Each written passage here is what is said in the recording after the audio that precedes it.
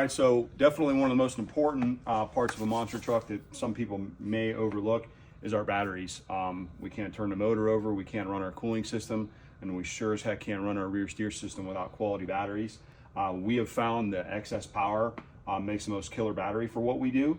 I talked to a lot of guys in the lowrider industry, they use these as well, and they seem to hold up to the abuse. One thing that we've really found is that we've struggled with is finding a battery that could put up with the physical abuse that we put these things through, these trucks, you know, slamming into the ground, as well as just the repetitive use on them and then charging back up, like with our rear steer. When we're sitting there in the pits before freestyling, we got different coolers and fans and everything running. It puts a lot of strain on these batteries, and we use them all year long. As you can see, we have 3 of them here. You know, we've got them all taken apart right now, putting 3 fresh batteries in for the year.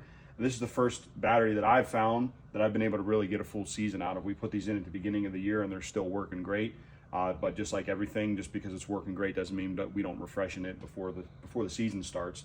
So we're gonna put 3 fresh XS Power batteries in. We're also playing around with some different things on our rear steering. Typically the system on the truck is 12 volt. The rear steer pumps are also 12 volt. We experiment with 6 volt motors on the rear steer pump and run it at 12 volt, and we're also experimenting with 12 volt motors at 24 volt, which running 24 volt requires us to change the configuration of these batteries a little bit because we have to run them in series. And we also, one thing I don't like about that is I can't charge it with my alternator. We're only relying on when the truck is plugged in. So if we can, we prefer to run it on 12 volt, but I also don't like when my rear steer is very slow. We run a CCE hydraulic pump. We've experimented with some other ones without much luck. My rear steer has always been way slower than I like. So now we've gone back to the lowrider pump that CCE hydraulic makes for us, and it's definitely faster and it's a lot stronger than what some of the other stuff we've run in the past. So today we're going to play around with putting new batteries in and play around with some different configurations on the voltage on the rear steer, and we're going to see how fast the rear steer goes from lock to lock. So trying a couple different things to make the rear steer faster. The one pump that we were running, it was not a CCE pump, which, like I was mentioned, we ran on 12 volt, but we put a 6 volt motor on it to speed it up a little bit. That pump was 6 seconds full lock to full lock with a 6 volt motor. Put the CCE pump in, and the CCE pump on 12 volt was 7 seconds, and the CCE pump on 12 volt with the 6 volt motor was 5 seconds. So it was quite a bit faster. It was a full second faster than the other pump on 6 volt.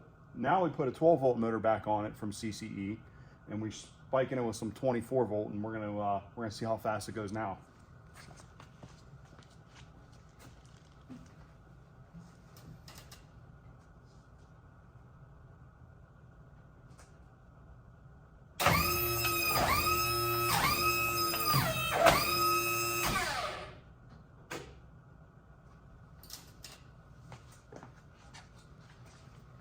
.38 seconds. So less than 4 seconds on 24 volt. As long as everything holds up on it, I think we're going to stick with that. That should work out pretty good for arenas. We're performing in tight quarters. We got to have really fast rear steering. So that ought to do the trick.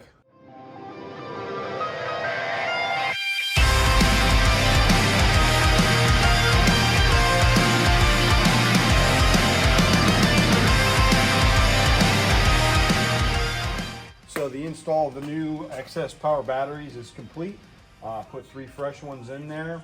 It took a little bit of time because we were running 12 volt and we switched everything around to run 24 volt. So to do that, you got to make the batteries run in series. So one of them's got to get flipped around backwards from the way we normally had it. So a lot of the wires and stuff like that had to be changed for length and rerouted and stuff like that. But it's pretty much done now. And the only thing left is put the Lexan over the top.